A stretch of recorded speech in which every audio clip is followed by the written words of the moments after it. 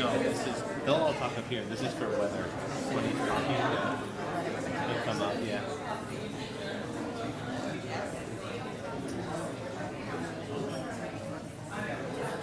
Oh,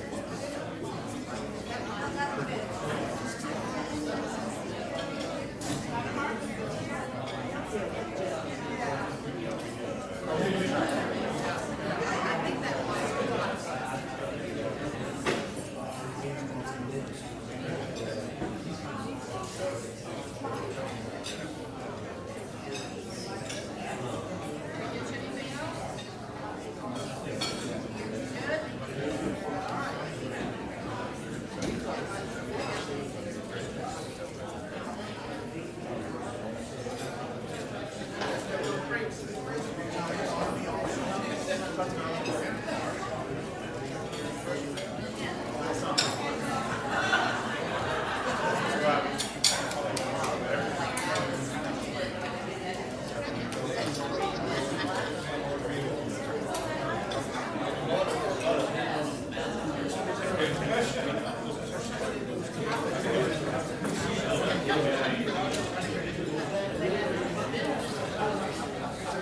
and gentlemen.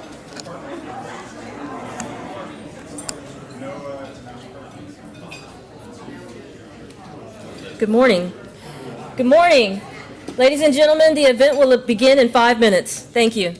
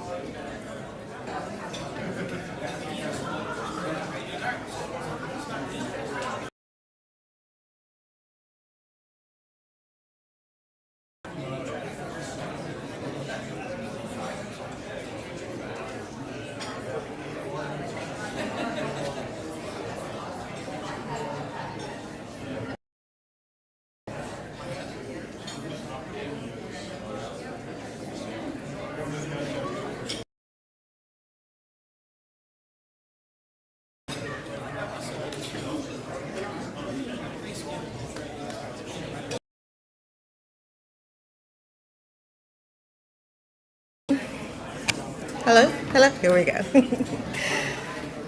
Commerce Military Affairs Committee. The Biloxi Chamber of Commerce is a division of the Mississippi Gulf Coast Chamber of Commerce, and our mission is to connect, inform, advocate, and develop. The committee takes great pride in supporting our military and specifically Keesler Air Force Base. Please consider the Biloxi Chamber, the Coast Chamber. At this time, I would like to recognize some of our distinguished guests. Our presenting sponsor, Director of Branch Operations for the Central Region.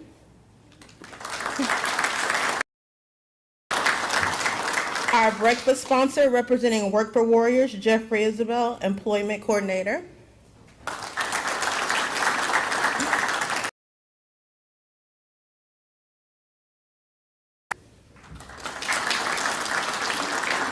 City of Biloxi Mayor Andrew Fofo Gillich. City of Biloxi City Councilman David Shoemaker, Kenny Glavin, and Rodney McGilvery.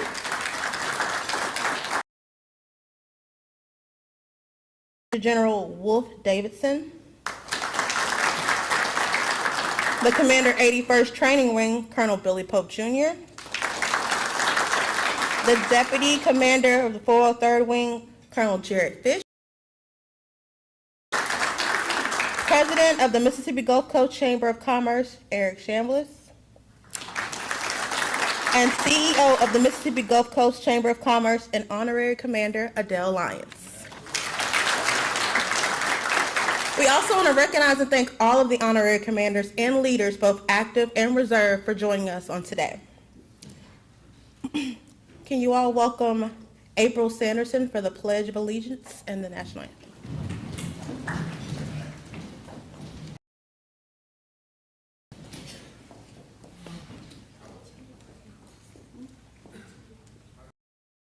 I'm sorry.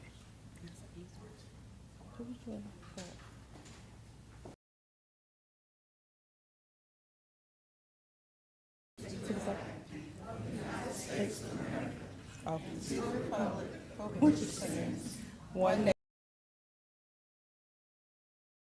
with liberty and justice for all.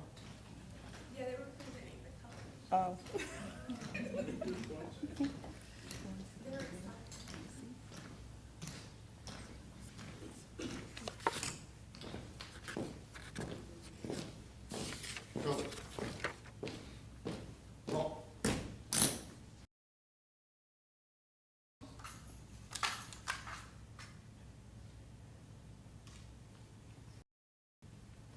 May I have April Parkman Smith to sing the national anthem?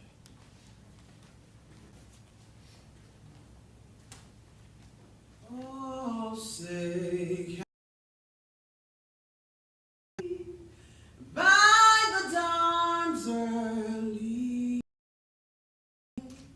what so proudly we hailed at the twilight's last gleaming, whose broad stripes and bright stars through the pear o'er the ramparts we were so gallant.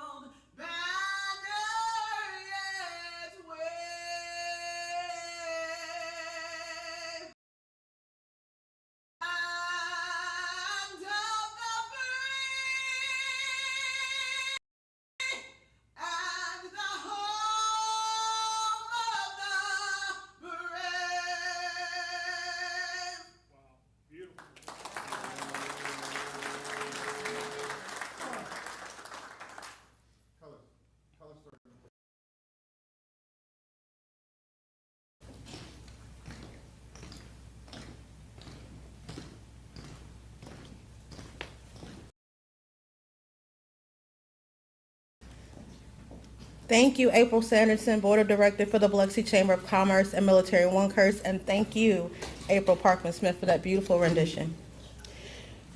At this time, we'd like to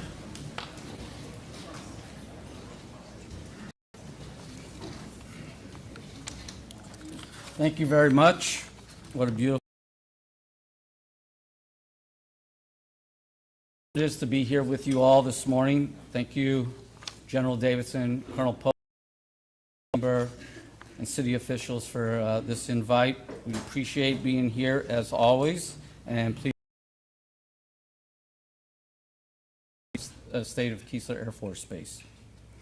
As an Air Force veteran who served 20 years and grew up on this base, it's always a privilege and pleasure for me to tell you a little. I also serve, as it was stated, as Director of Retail Operations for Keesler Federal Credit. He is our Chairman of the Board, retired Colonel James Hollingsworth, who served a long time an officer and as a civilian.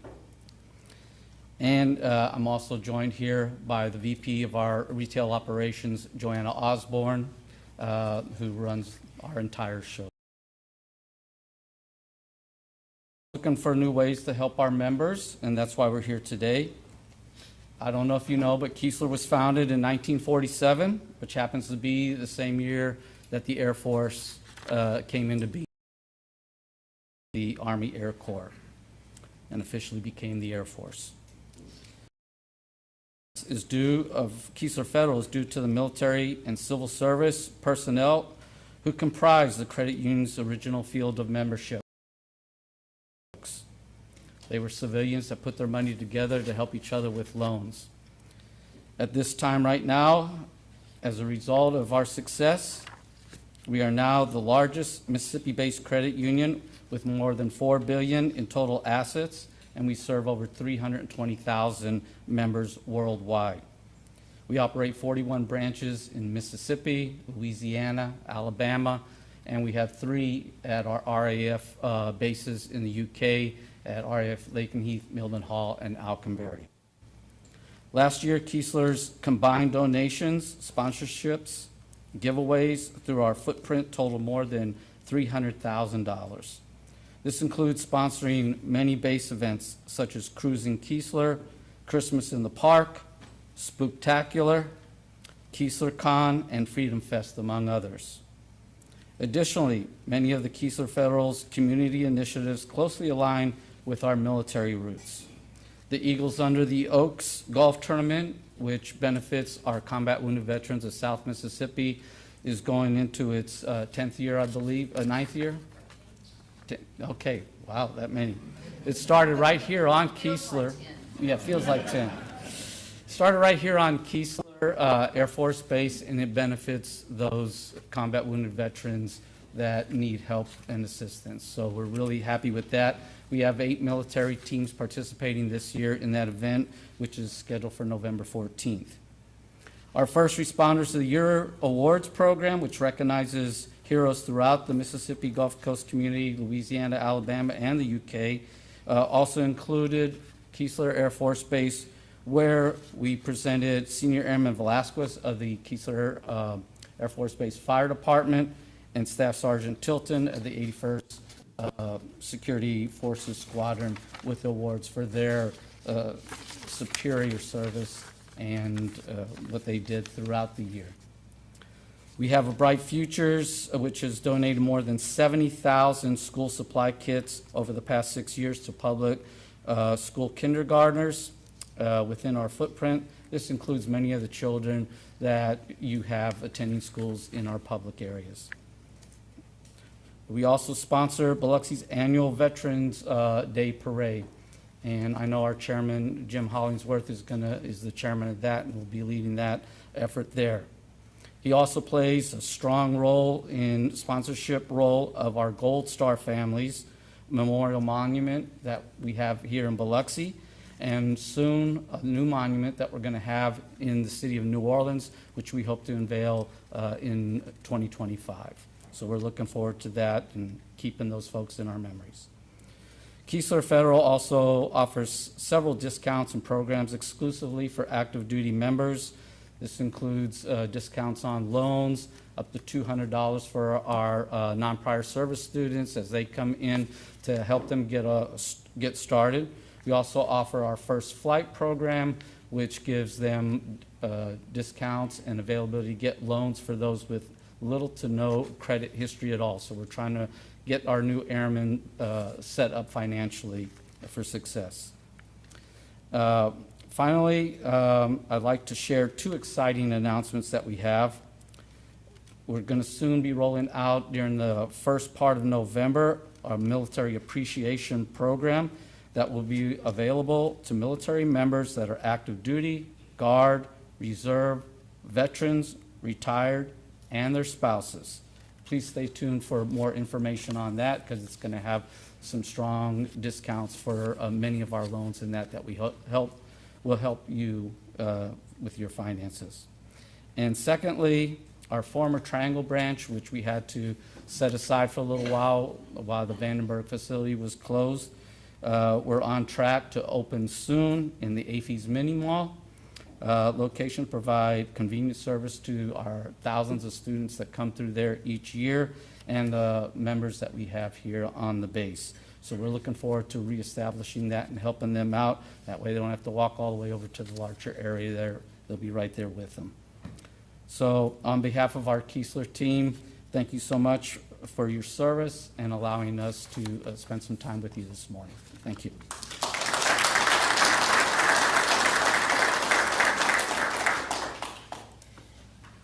Thank you, Gary, for those remarks. Next, thank you to Work for Warriors for being our breakfast sponsor, and we invite Jeffrey Isabel, Employment Coordinator for Work for Warriors, to the podium for a few remarks.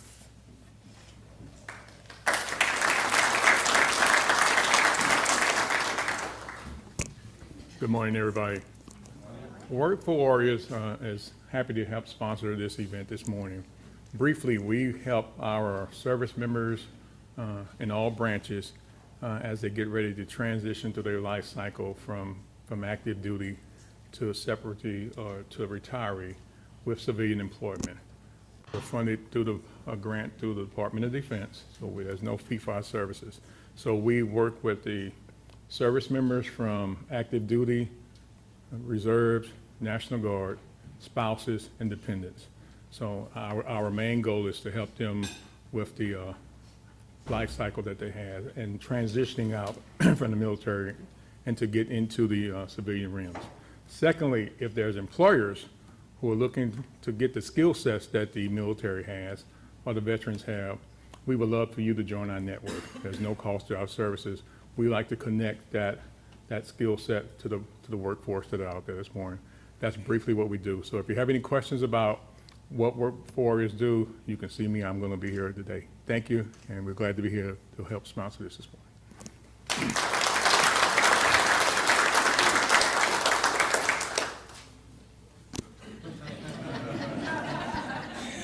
Thank you, Jeffrey. Please welcome LaWanda Jones, Director of the Biloxi Chamber of Commerce, to the podium for chamber remarks.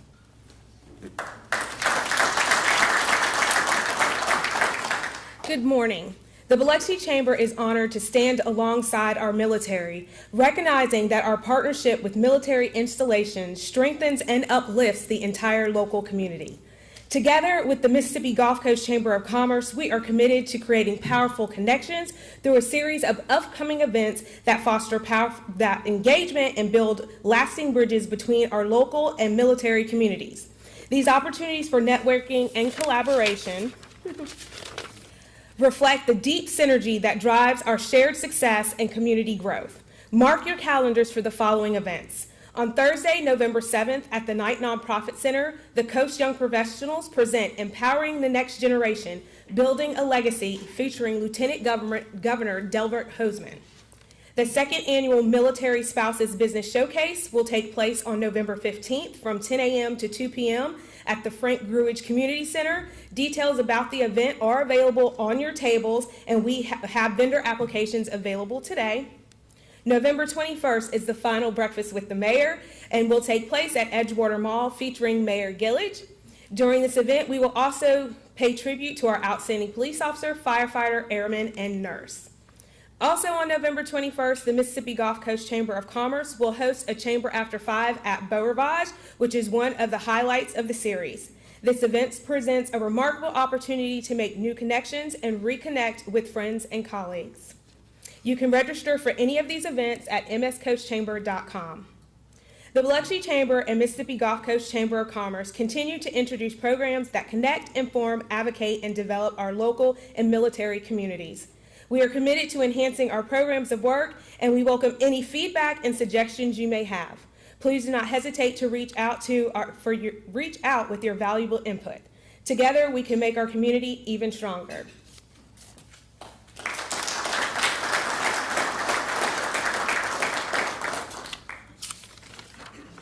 Thank you, LaWanda.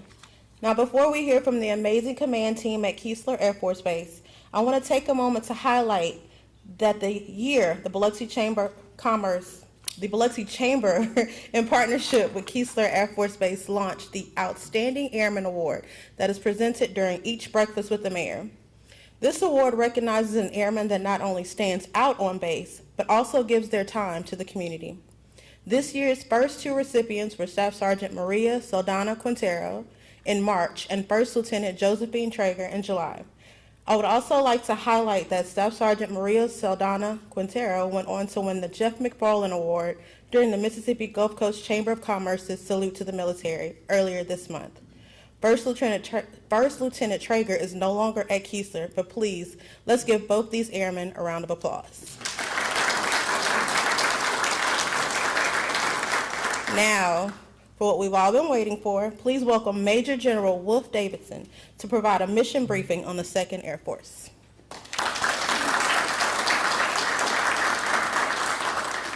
All right, good morning. Can everyone hear me? Not constrain myself. Hey, first of all, thanks to the Chamber of Commerce for coming here on Keesler today and joining. You know, there's when people use descriptors of community, the ones that I hear most are my community and our community, not the civic community and the military community, right? And there's just one community, so we really appreciate the opportunity to spend some time and talk a little bit about today. Thanks to our sponsors, Work for Warriors and Keesler Federal Credit Union. Obviously, lots of people have good ideas, but somebody always has to pay for them. So thanks for hosting this and doing this today. All right, hey, today I'm going to talk a little bit about 2nd Air Force. They told me to be quick, so I'm going to talk about for less than 10 minutes here and tell you what's going on at 2nd Air Force. I'm the new commander. I've been here about 90 days, and I'm excited to be here on the Mississippi Gulf Coast. Again, I came through training here in 1994. Although I haven't been stationed here before, it's not new to me. All right, hey, so 2nd Air Force, we've been around since 1940 that we were established. And change in position, we've been right here at Keesler since 1993, and we have a training mission under Air Education and Training Command. I'm going to talk through it on this kind of cool chart that I have here. And I'm going to start my brief and end my brief in the same place, which is that picture over there in the bottom left. And those are those young Americans that are willing to raise their hand and serve our country and commit to something bigger than themselves. What's our mission in 2nd Air Force? We are to take those airmen and create them, or take those civilians, those young Americans, and turn them into airmen that are going to defend our nation should it be challenged by any foe across the planet. All right, now I'm going to shift over to the other side and say why we do those things. So over here on the right, you'll see that big red chest piece there signifies an adversary. And for that adversary, the Air Force delivers effects on our adversary through 6 primary means. We do it through air, through space, through cyber, through the ground, through cyber and information, through maneuver, and through missiles. Right? That's how our Air Force affects the adversary. And we do that from air bases and space bases across the planet. That's the basis of how the United States Air Force does our part of defense of our nation, right? To hold people at risk and to ensure that we can defend our capabilities across the globe. So we have to take those airmen and put them into positions to those things, and we do it through a series of training, from basic military training to our technical training that we have here at Keesler Air Force Base and around the globe. We like to say that the Space Force and the Air Force both start in 2nd Air Force, and second to none is our motto. On any given day in 2nd Air Force, you can see some of the stats there. We have about 5,250 basic trainees that come in every day. 48 weeks a year on Thursday afternoon, 800 about 800 airmen graduate basic military training. 48 days a week, 48 weeks a year, every Thursday, and you start to see them here on Friday, right? Because on Friday you'll see a few buses that'll roll in with airmen that just graduated basic training, and BX is full of young airmen trying to figure out what they need to go in life, and they're overseeing Keesler Federal Credit Union to get those loans to spend that money. On any given day, we have about 16,000 tech training students, and about another 3,000 students that come from the Air Force back to 2nd Air Force to train. We train military working dogs at Lackland, about 800 at any one time, about 21,000 beds filled on any given day across all of our wings, 2,000 classes, 250 international students, and about 3,500 instructors that are teaching on every day. Last year, we graduated 31,000 airmen from basic military training that fed into our tech training pipeline and then went out to the Air Force. This year, the objective is over 40,000. The Air Force met its recruiting goals for 24. Some of the other services did not, but we did, and we are projecting growth in FY25, which we're going to feel here at Keesler and across all of our installations. So 40,000. So Mayor, if you take out the active duty and the civilian population in Keesler, that's basically like mobilizing the city of Biloxi, Mississippi, every woman, man, and child, and feeding them, clothing them, and turning them from great American civilians with incredible hearts to combat warriors that can defend our nation in time. So that's basically what we do across 2nd Air Force. So how do we do it next year? Bill, please. We have 5 wings under 2nd Air Force. Bill, one more. Our first 17th training wing is out of Goodfellow Air Force Base in Texas. They do primary training that they do there is intelligence training across all of the specialties, and also a lot of the joint intelligence training. They also train there the Department of Defense firefighter training. So they train both civilian and military training across the Department of Defense. Bill, please. Next base is the 37th Training Wing. They're responsible for the basic military training that I talked about, that 8 weeks to train take a civilian and turn it into an airman. They also train defenders, our security forces, our military working dogs, and a series of other training.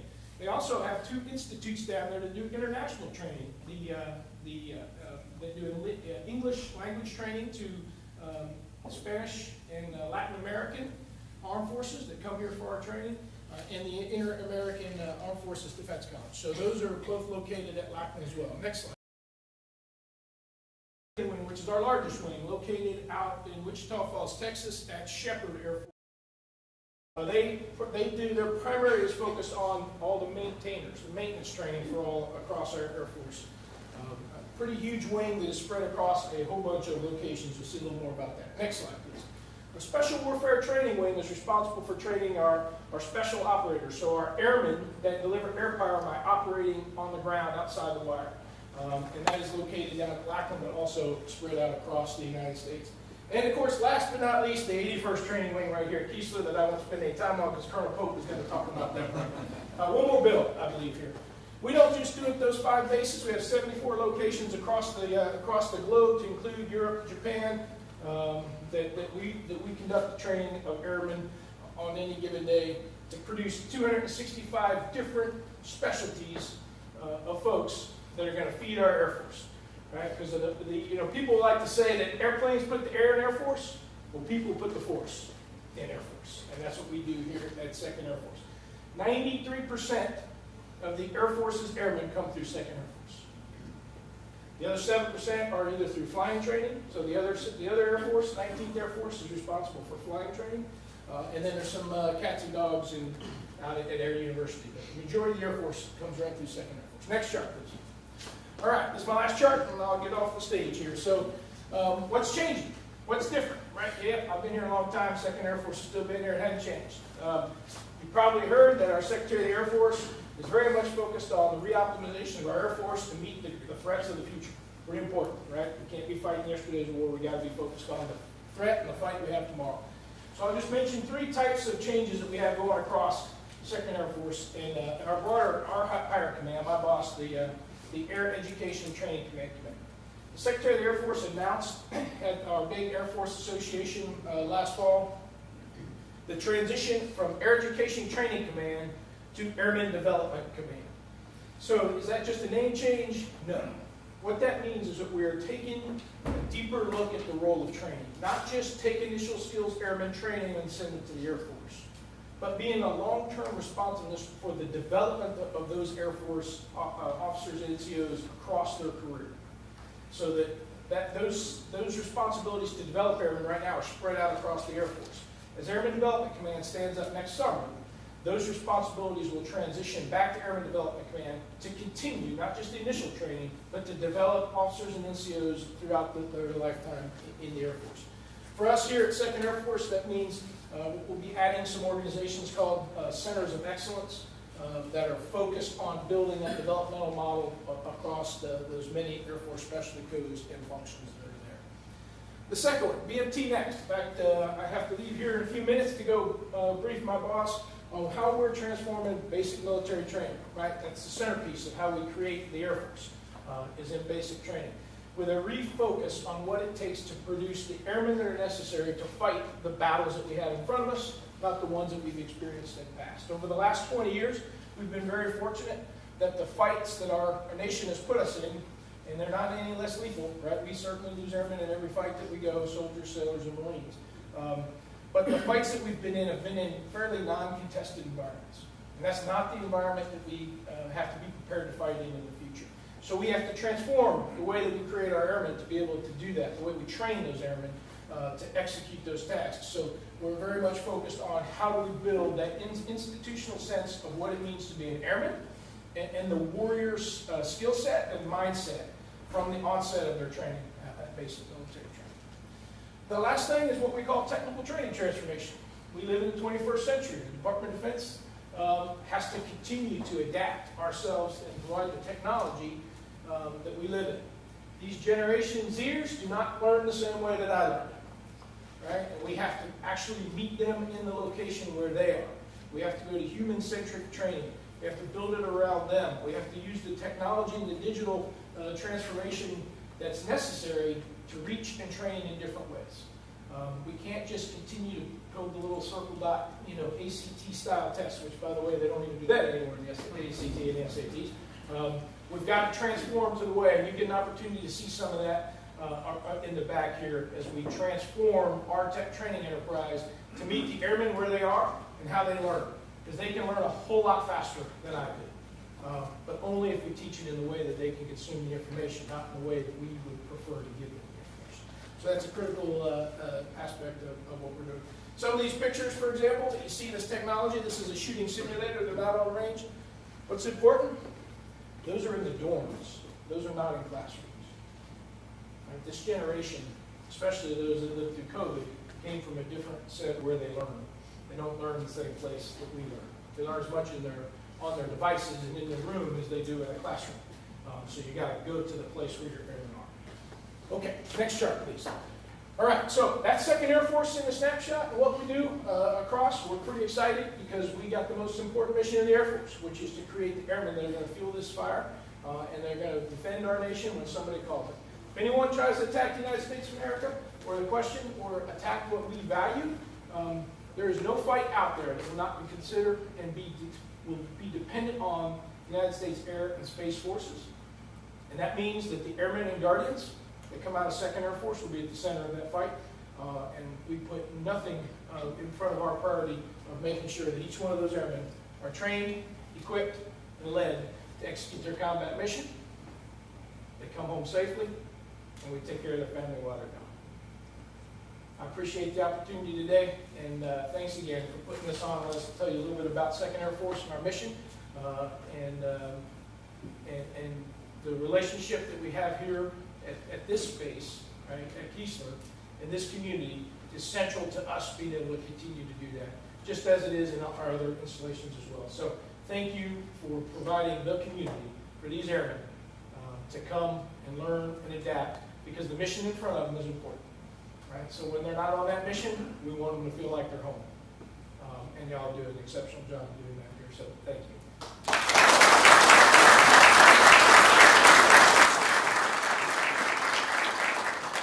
Thank you, Major General Davidson.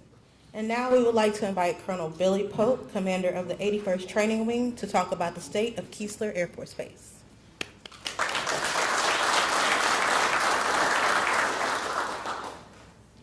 Well, good morning, everybody. My boss is a tough act to follow, but I'll do my best. It really is an honor to have everybody here. So, General Davidson, sir, thank you for your leadership. Thank you for being here with us this morning. Mayor Gillich, sir, I told you I'm going to get you a house over here in base housing. Just the number of events you've attended this week alone, I think, justifies it. So, thanks for being here, and of course to all of our federal and state partners, Mr. Ellington and team. Thank you so much for being here. I'm here representing sort of two different facets today. First, I'm the commander of the 81st Training Wing and very proud to be so, but I'm also representing all the Dodger fans around the world. That's right, thank you. All right, we're in this together. We were down at Keesler Federal Park last night, as a matter of fact, with our Biloxi Shuckers. They were hosting a season ticket holder event where we watched the game on the big screen, and it was Dodgers were up in the series 3-0 against the evil empire of the New York Yankees. And I figured one of two things was going to happen. Either we were going to watch the Dodgers clinch the series on the Jumbotron, or we'd have a pretty decent place to absorb the loss. And unfortunately, we'll play again tonight with the Dodgers up 3-1. But it really is a pleasure to have everybody here, and it's a pleasure to work together. I know there's some familiar faces in the room and some new ones, but your collective partnership around a shared purpose is not lost on any of us. I might be a little bit biased. Okay, I'm a lot biased, but I would put our installation up against any in terms of our grounds, our facilities, the opportunities that we have for our personnel and our families. You just look around, right, and I think you'll see the same thing. But it's not just our side of the fence that makes Keesler such an amazing place. Far from it. In fact, our affinity for this region is directly attributable to the warmth and the camaraderie and the teamwork that you can feel in the rich partnerships that we enjoy with this local community. It's not like that everywhere, and it's certainly not something that we'll ever take for granted, as I hope is evident by this event today. Our success on Keesler is tied directly to this relationship with the community, and that happens because of everybody in this room. And let me tell you, we've had a remarkable year here on Keesler. And if you'll indulge me, I'd love to just kind of start off with our updated mission video that describes some of the things that we have going on.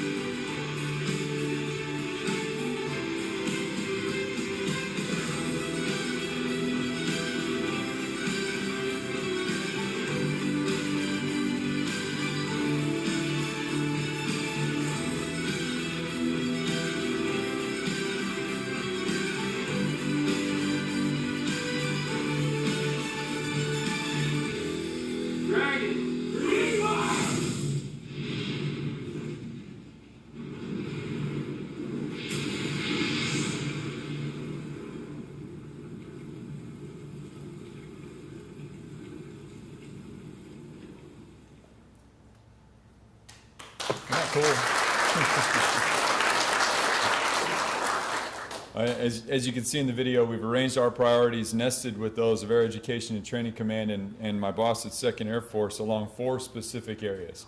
As General Davidson said, our main job is to deliver those airmen to our force. So our primary mission is focused training. Paired with that is installation excellence, ready airmen, and empowered airmen. Conveniently, they spell out fire because we are the dragons of the 81st Training Wing, and dragons breathe fire. And it couldn't be more true than it is in this case. Focused training is our primary mission. On our base, at any given time, we've got somewhere between 2,700 and 4,000 airmen who are here learning those technical skills that they'll need to succeed in their jobs for our nation. We train right around 28,000 airmen a year in different fields like air traffic control and finance and weather and personnel and cyberspace operations. The reason our wing exists, in fact, is to train and develop those warfighters for our nation.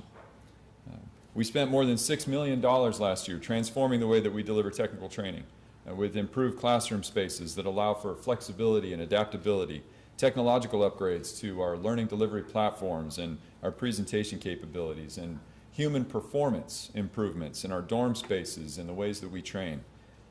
We partnered with academic leaders from across the state and across the region to complete design work that's going to propel us forward with additional buildings and classroom upgrades that are either underway or planned for the very near future. And all of these investments are going to help us create a more capable warrior, on time, and one that can support the demands that we're going to see in the operational force.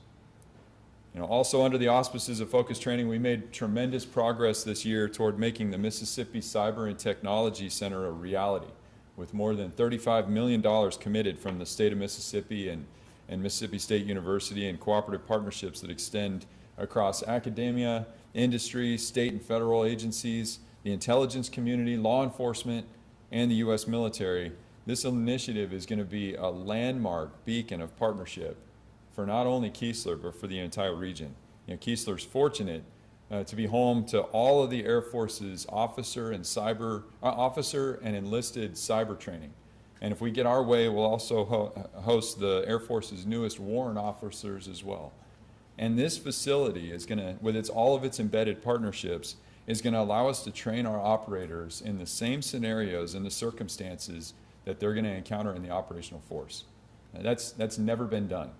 And we're excited about bringing this to life. I don't want to get ahead of any of the forthcoming announcements, but we're working hard to finalize the terms of the enhanced use lease that are going to make that facility, pave the way toward construction, and we expect that we should have shovels in the ground early in the calendar year 2025. So we are well on our way. But while our primary mission might be on the training side, we can't succeed without having Keesler be a premier place to live and work, and that leads to all the objectives under installation excellence. And it's important to note that this base has several key missions. Right? We house 2nd Air Force and the 403rd Wing and other worldwide missions that call Keesler home. And our main mission is to train airmen, but our relevance as an installation extends to those intertwined relationship between all of those vital organizations that call us home. Over the past year, we've executed a portfolio valued at over $205 million, resulting in significant improvements to our housing, our utilities, our infrastructure, and our learning environment across the base. A major milestone in that is our transition from our former base operating support contract into the new one. It's a $199 million investment over 7 years. And that contract is key and essential to everything that you see on Keesler, the base processes, customer service, grounds maintenance, infrastructure management, all of it. And they're doing a tremendous job. As much of Keesler's infrastructure was rebuilt after Hurricane Katrina, we're now starting to see sort of that natural aging of our systems, like our HVAC systems, our plumbing, our electrical networks. And so that's an area that we're paying a lot of focus to. We remain committed to securing the resources to maintain these top-notch facilities for our airmen and the families, working with the Air Force Education and Training Command, Air Force $1 million in validated requirements that we know we need. 100% design of our new air traffic control tower. and we're hoping that we'll see approval to proceed on that project in the near future. Keesler is not only home to that world-class training, but also to a premier medical center that I know many of you know. It serves as a teaching and deployment platform for our medical professionals, supporting not just our base, but also the broader community. And despite some of the challenges that we've seen, standing up and transitioning some of the services in the ways that we align there, that medical group is a key part of our team. It's a key part of our base. And we remain committed to implement numerous improvements and maintain that high standard of care that we have known to expect going well into the future. You'll note primary line of effort under installation excellence is develop partnerships with our community. And it's not lip service. Right? It's baked into our plans, and it's how we move forward. Nowhere is that more evident through our honorary commander program that's been mentioned a couple of times here today. This initiative pairs the leaders with our leaders on our base with local civic leaders, and it's long been a cornerstone of the strength between Keesler and this Gulf Coast community. Just 2 days ago in this room, we expanded that partnership by inducting 32 new honorary commanders, up from 15 last year. And these leaders represent sectors like education, healthcare, industry, government, and they're not merely honorary commanders to Team Keesler. They are indispensable parts of our mission. I wish I had time to highlight all of the successes there, but it would take a long time. We had mentioned earlier that we had created the outstanding. That is something that we were tremendously proud of, and that is an offshoot directly from our honorary commander program. The award, inspires us just as much. In addition to that, we've got work with our Military Family Resource Center to underscore some of that, the ties and the commitment that goes through those programs that is facilitated by the honorary commanders. Working closely with the Biloxi Shuckers, we were able to recognize some of our community teammates in real ways. We had enlistments that occurred on the field and just marvelous things that showcase not only us as a force, but also the close partnership that we enjoy with the team. And that, again, is facilitated through that honorary commander program. Not getting into complete detail, but I do want to highlight under Ready Airmen and Empowered Airmen some of the things that really are transformative.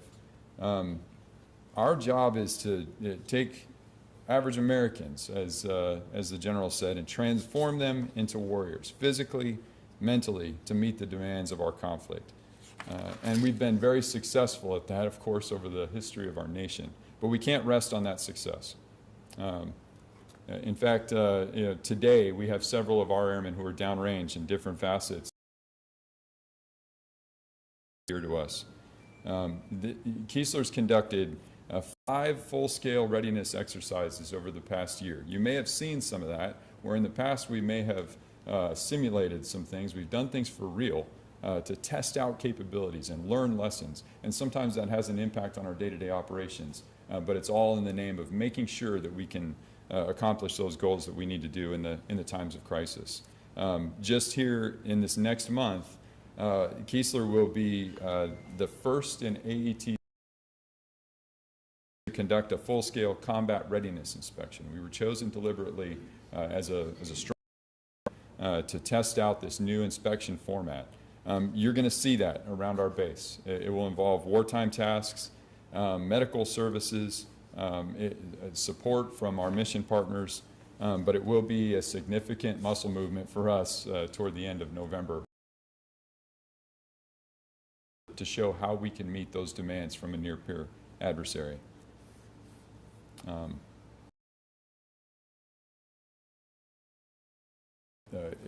Involved in so many different efforts to make sure that the general mentioned. It's our job to create air-minded warriors that can face the threats around the globe. We train airmen across 206 technical training courses and 46 specialties, and they represent frankly, they represent our nation's competitive advantage. When they leave Keesler, they go out to the force and they bring their creativity to the problems that they're going to face. And as we look to the future, we're grateful for the partners that we have in this room and so many other civic leaders. Together, we're fortifying the bond between Keesler and the Gulf Coast, ensuring that we grow and we support each other and that we continue to achieve success in every mission that we undertake. So thank you for being here today. I think we have some great demonstrations that are going to come up, as well as other presentations from our leaders. But I look forward to showcasing our airmen and showcasing the things that we do here. So, you know, we usually end presentations in our wing by saying dragons, and then you'd say breathe fire. So if you're with me, I'd say dragons, breathe fire. There we go. Thank you very much.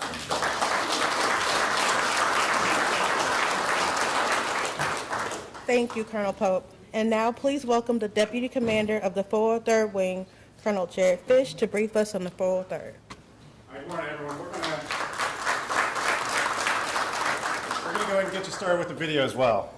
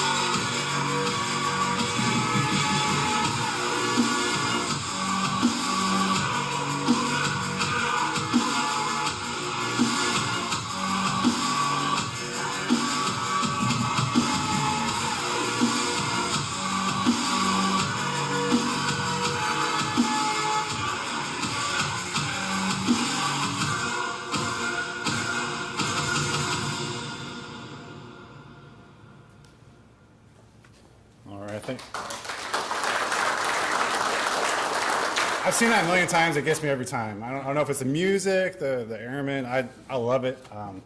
On behalf of Colonel Benson, our commander, I thank you for letting me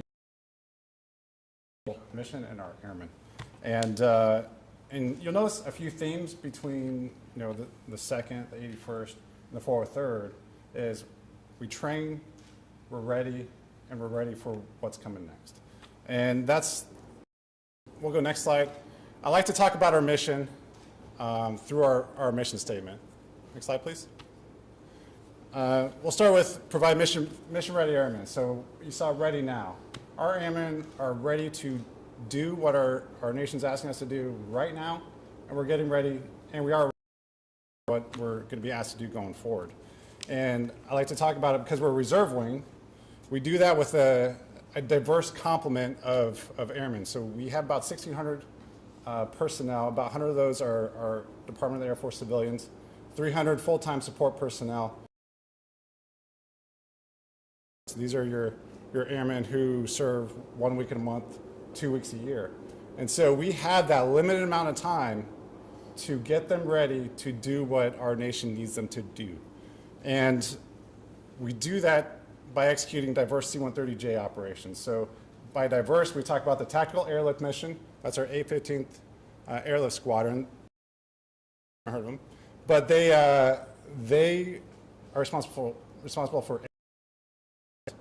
short field operations and air medical evacuation.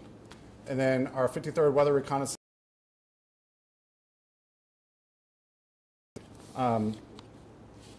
They support our defense support of civil authorities mission.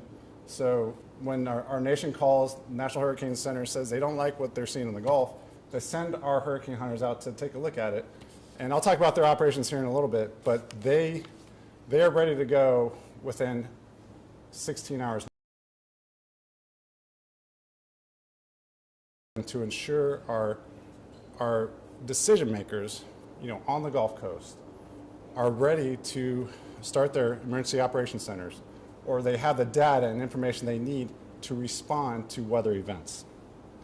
And then lastly, but not least, we do combat support operations. That's our Air Medical Evacuation Squadron. Our Aerospace Staging Squadron was a dual mission where they are responsible for our medical en route support for medical care. And then our mission support group was our finance, our comm flight, our aerial port squadron, logistics readiness squadron. We all work together to make sure we accomplish the missions we're required to do. We'll go next slide, please. All right, this is a snapshot of last year. I just want to bring you up to date on a few operations we did most recently. So I talked about aeromedical evacuation. We just returned 42 deployers from supporting the European Theater of Operations, EUCOM, and the CENTCOM operations.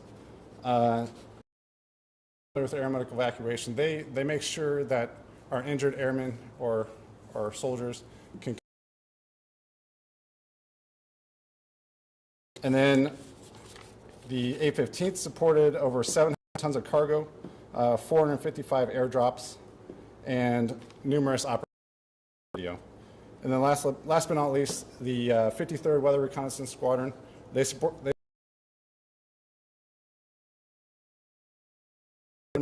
out in Hawaii, Francine, which we're familiar with, and most recently Helene and Milton, getting the decision makers that they determine the right area for evacuations. And then all that was supported through our maintenance group, who executed over 5,100 hours of flight hours last year, which is the most out of any C-130 reserve unit. So with that, I'd like to go to the last slide, or second to last slide. Our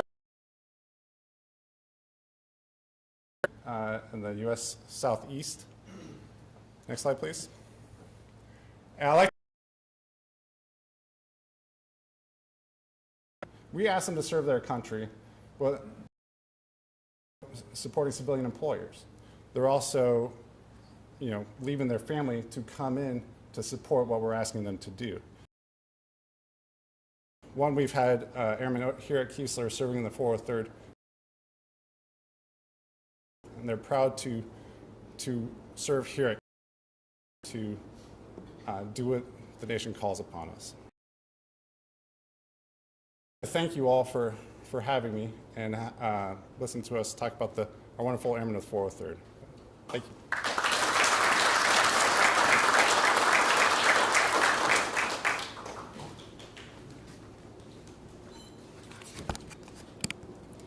Thank you, Colonel Fish. Now it is with great pleasure we welcome the 81st Security Forces Squadron Military Working Dogs demonstration. These airmen work daily with their canine companions on performing tasks such as apprehending suspects, obeying commands, and sniffing out illegal substances. And that's just a few of the tasks these amazing canines are trained on. Our Security Forces Squadron military working dogs.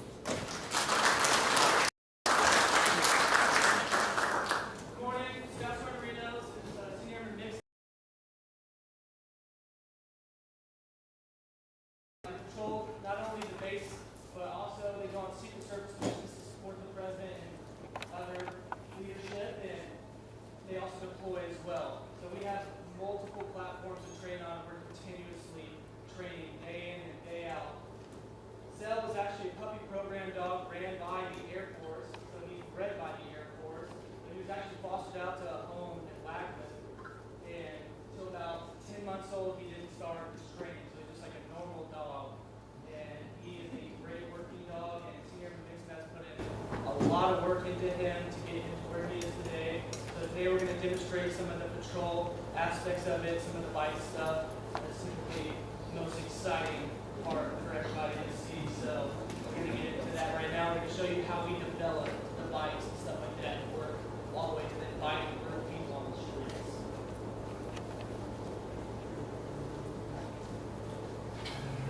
As you can see, I have a bunch of different gear over here. So typically, whenever he was a little puppy, he was just at somebody's home and say a rag or something like that, and they would chase it and work up into a tug toy or just any kind of toy to simulate working up into this. So they'll immediately lock on to this.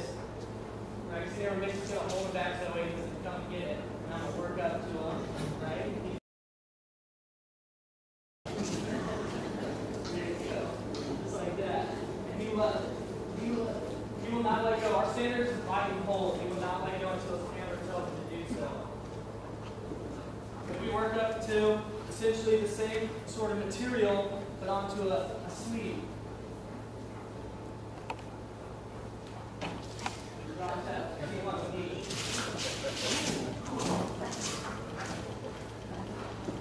of fun, a lot of engagement. The dogs don't really view this as hurting me. It's just fun. It's a fun game for them.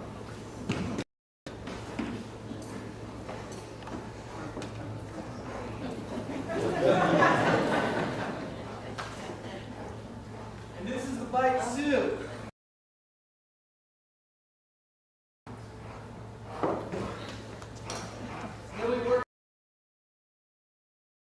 As you can tell, this has much different areas, right? You can bite me on the inside, the outside, on the chest, and on the back, and all that comes with just.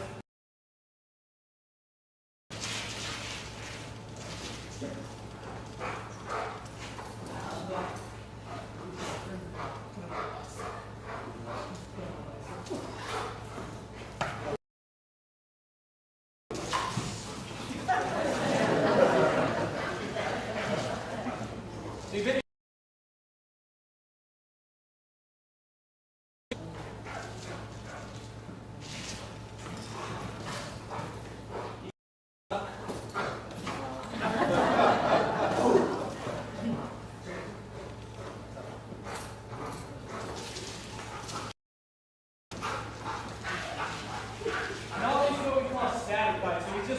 I'm walking up to him and he's not running after me, but they do pursue.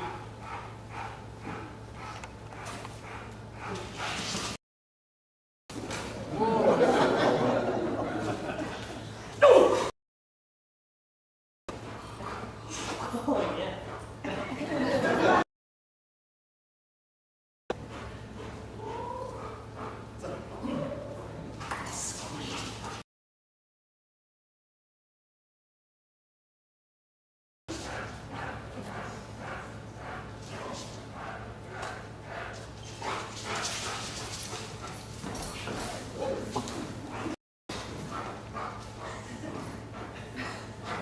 A lot of fun for these dogs. For me, I enjoy it as well. And if we do it to the day they die, they could.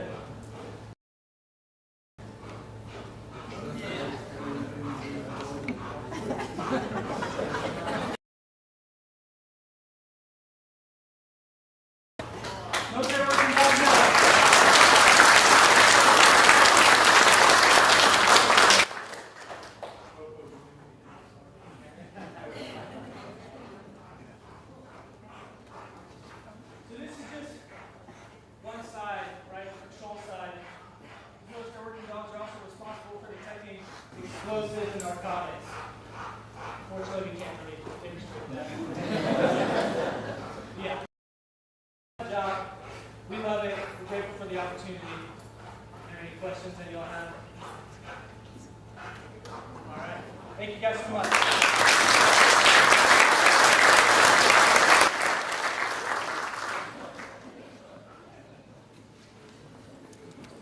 Thank you, 81st Security Forces, for sharing that demonstration.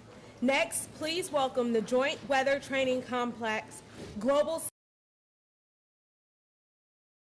This advanced equipment can monitor, analyze, and predict weather conditions and so much more. Welcome the Joint Weather Training Team.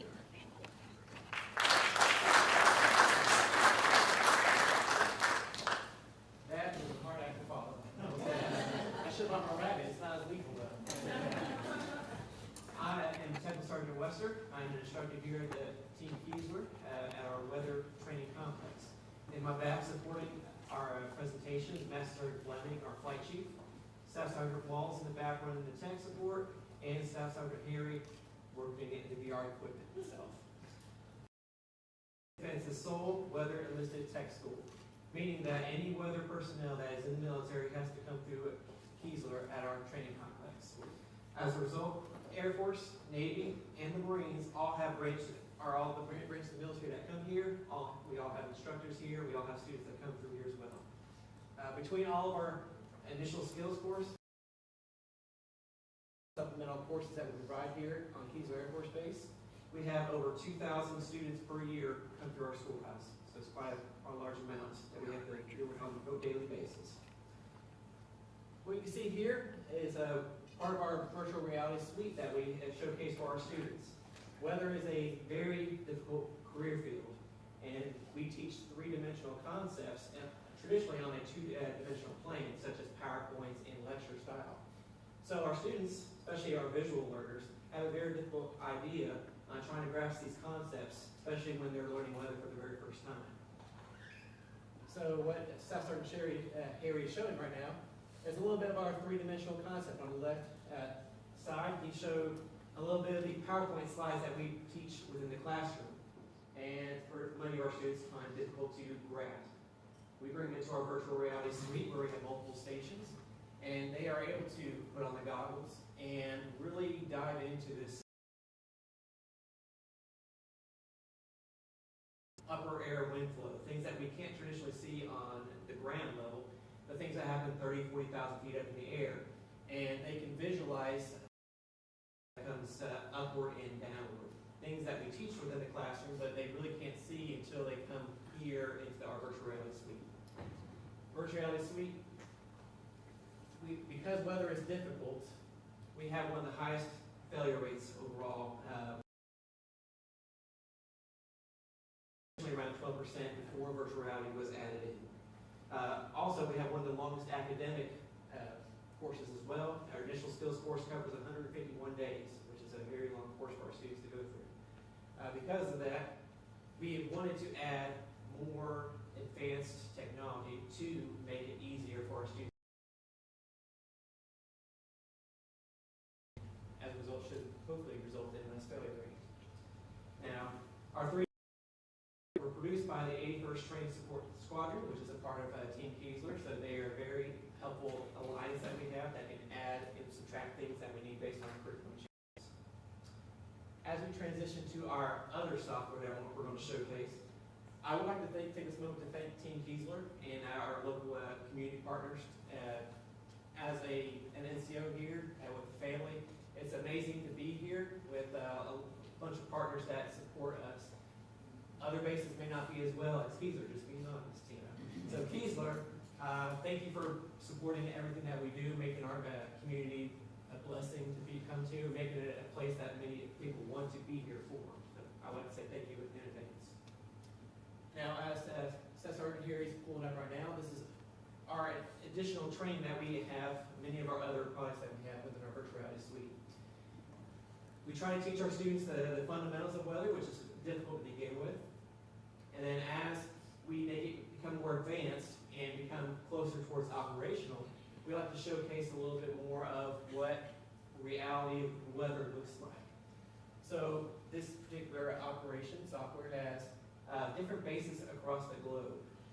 example, this location is Kandahar Air Base in the Middle East. And different weather phenomena that we often don't see here at Keesler Air Force Base. Things along the lines of dust storms, hurricanes, things of that nature. Although I will say, Keesler does get their fair share of hurricanes. Knock on wood, we don't have to deal with any more this year. So our students, sometimes they've never seen a dust storm. They've seen videos, they've seen movies, things of that nature. But we're trying to relate the concept of what we teach and what we do operationally with the equipment that we actually use operationally, and different weather features and different weather equipment that are being utilized operationally in real time. So it helps with their observation skills, because that's a huge part of what we do is weather, actually looking up in the sky, looking around to see what's actually going on. And with forecasting, which really is what the big factor is in mission success. Without weather, many missions would not be able to succeed, because what we provide on the weather plane is real-time operational impacts that we either help cause the mission to succeed or fail. And we try to leave that up to mission commanders to arm them with the proper knowledge and help them make those proper decisions. And this virtual reality software allows our students to get a better fundamental of how we execute operationally within a training environment. As a result, with all of our virtual reality suites that we've added in other technical training initiatives that we've implemented within the weather training complex, our students have had a better retention of knowledge and a better operational execution of their knowledge base, resulting in cutting our failure rate that I mentioned earlier was 12%, is now down to 6%, which is a great, cutting in half, it's great. And that has allowed us, the DoD, to save $5 million at this point in costs for training, and it helps get our warfighters out to the mission faster and more knowledgeable. So it has been a great addition to the weather training complex. With that being said, I would say General Davidson is not here anymore, but Colonel Pope, Keesler Community, on behalf of the weather training complex, thank you for your time, thank you for observing everything, and I hope you all have a blessed day.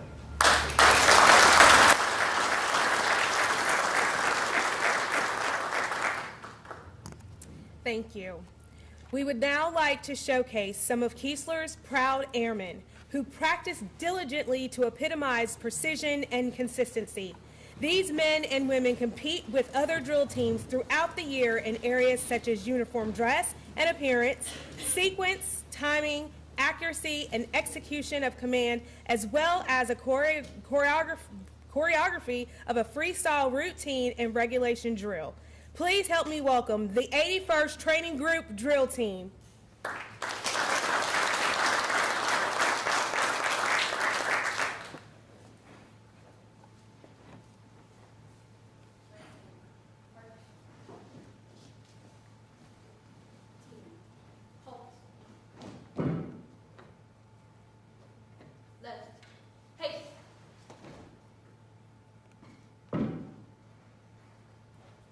Good morning, sir. We DJ for the military training flight. Request permission to conduct regulation drill. Permission granted. Go get 'em. Yes, sir. Thank you, sir. Present arms or dead arms. Raise head. T. Cut. Left step. Heart. Hold. Right step. T. Hold. Eyes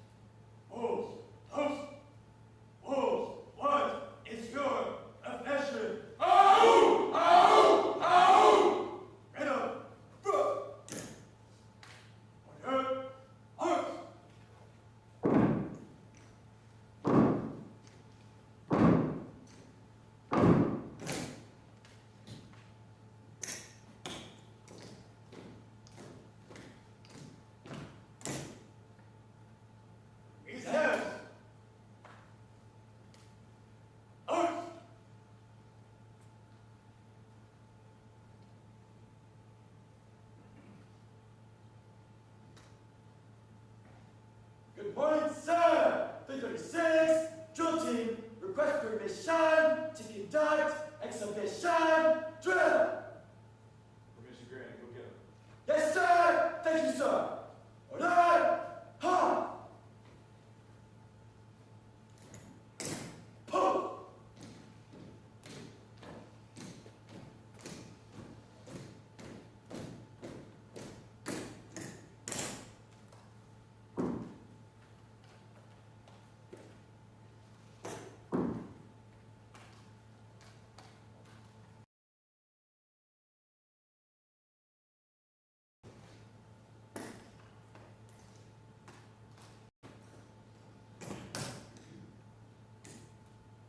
Team.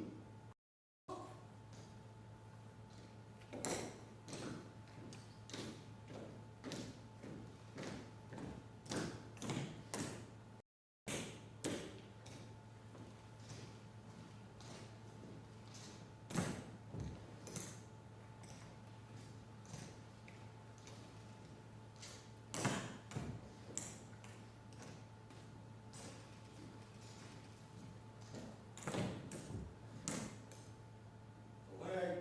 March. Left, right, left, right, left, right, left. Team. Halt.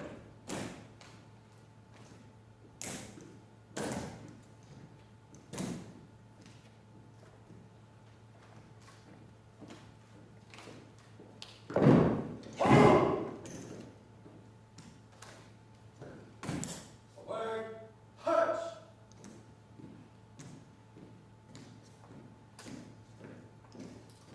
Left, right, left, right, left, right, left.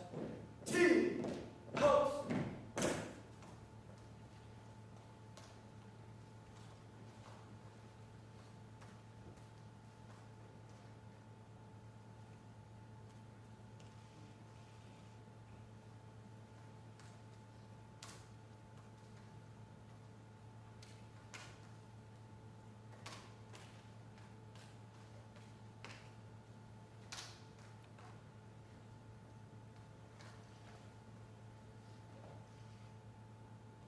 Team. Post.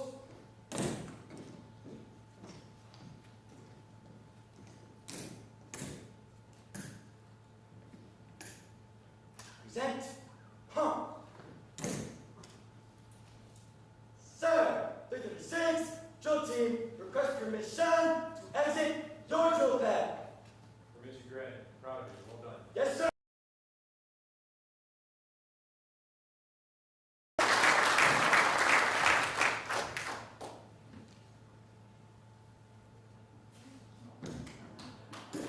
Left, front, left,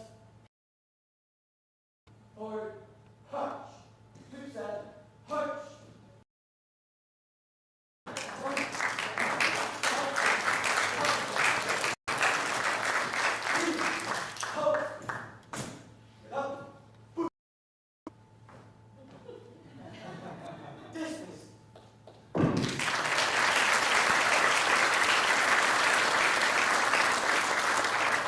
That was amazing. Let us welcome Colonel Pope back to the floor for final remarks and questions. Hey, no more remarks, just thank yous. All right, thank you. First of all, how about another round of applause?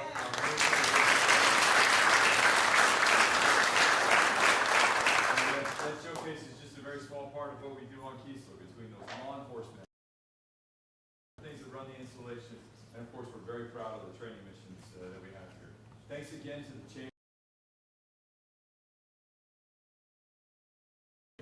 with our mission partners, and thanks again to all of our leadership who spent the time with us. That's a commitment, the time in and of itself, but your that you do to make Keesler a great place to live and work. So here today, it really is our pleasure to have you. We can't wait for the next opportunity. Thanks.